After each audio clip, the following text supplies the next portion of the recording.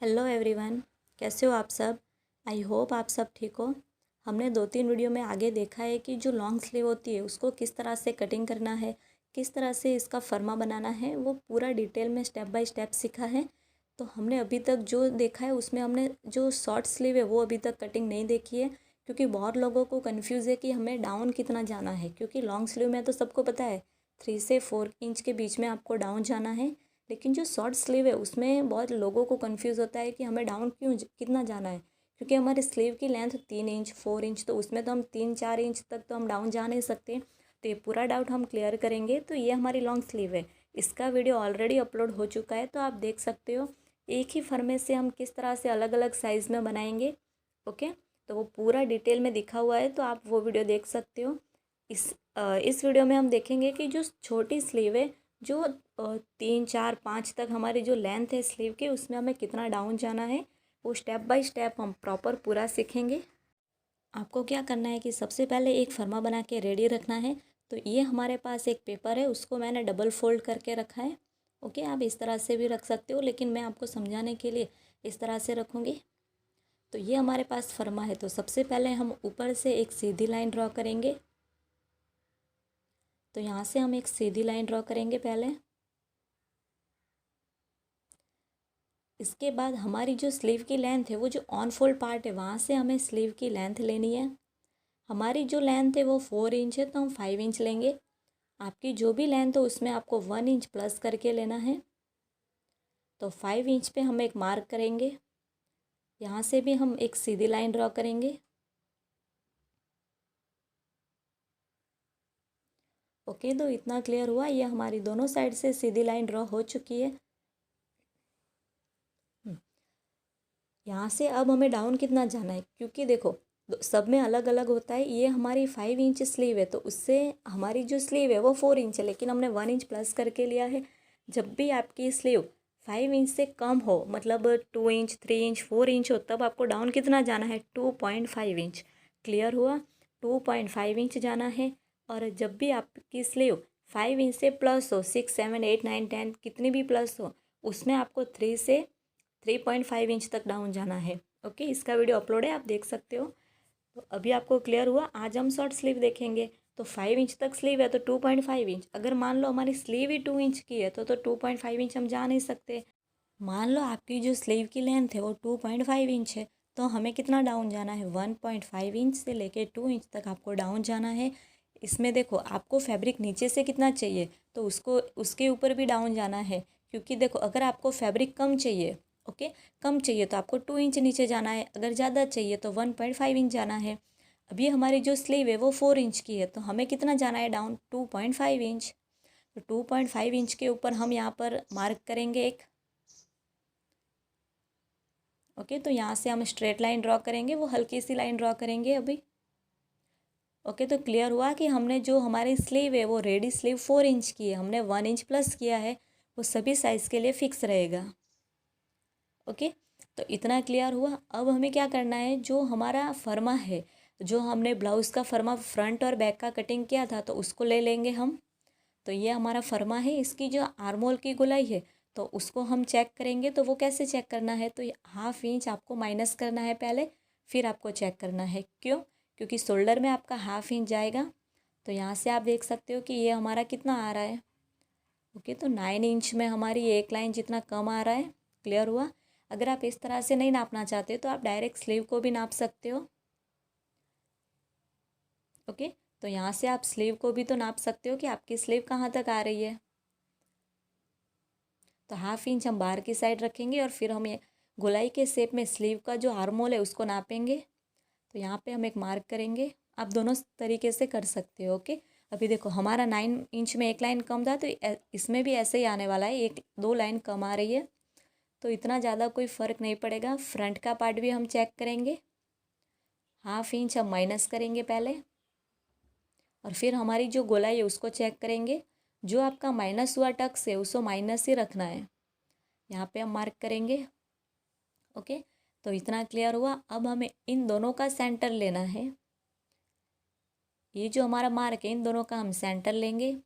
Centre पे mark करने के बाद अब हमें अंदर की साइड कितना आना है, क्योंकि सभी साइज़ का फिक्स है कि देखो आपने जो ब्लाउज़ में मार्किंग कितना किया है 1.5 इंच। ओके, अगर आपने 1.5 इंच लिया है तो 1.5 इंच पे मार्क करना है।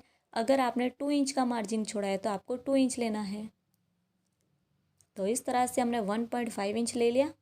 ओके, अब हमें क्या करना है, जो हमारी मोरी है, तो हमारी मोरी कितनी है 13 इंच। हमारी मोरी 13 इंच है तो 13 का हम हाफ करेंगे।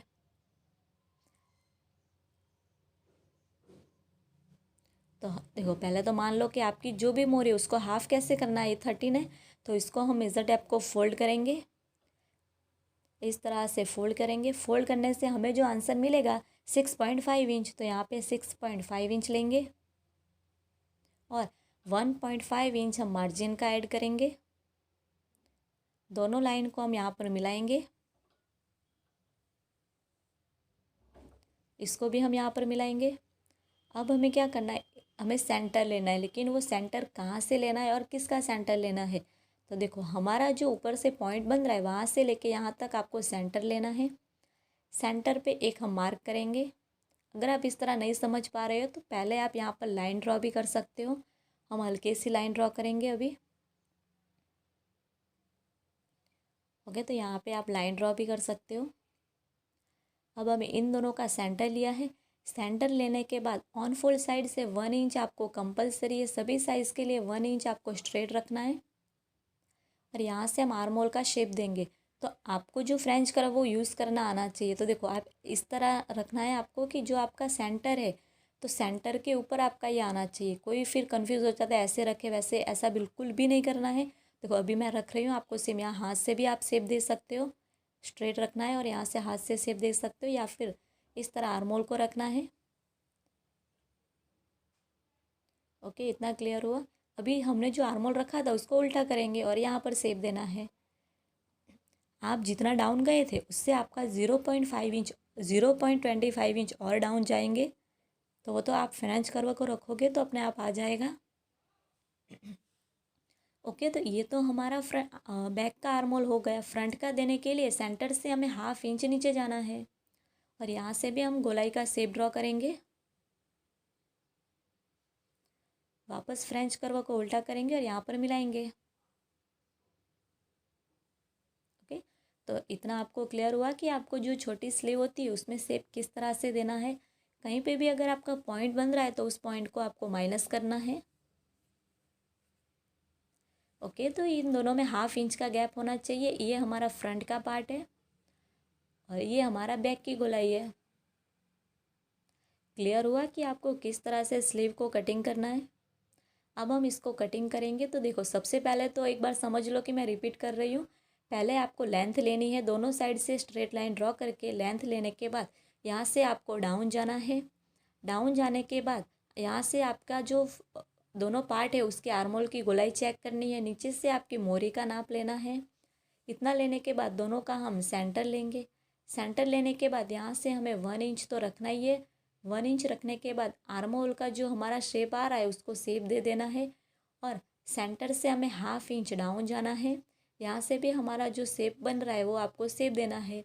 इस तरह से अगर आप स्लीव कटिंग करोगे तो बहुत ही फिनिशिंग के साथ आपका फिटिंग के साथ स्लीव बैठेगी।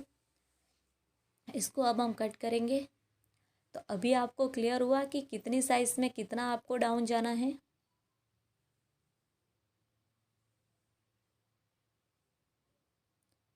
ओके, तो पहले हमें बैक की जो गोलाई है उसको कट करेंगे।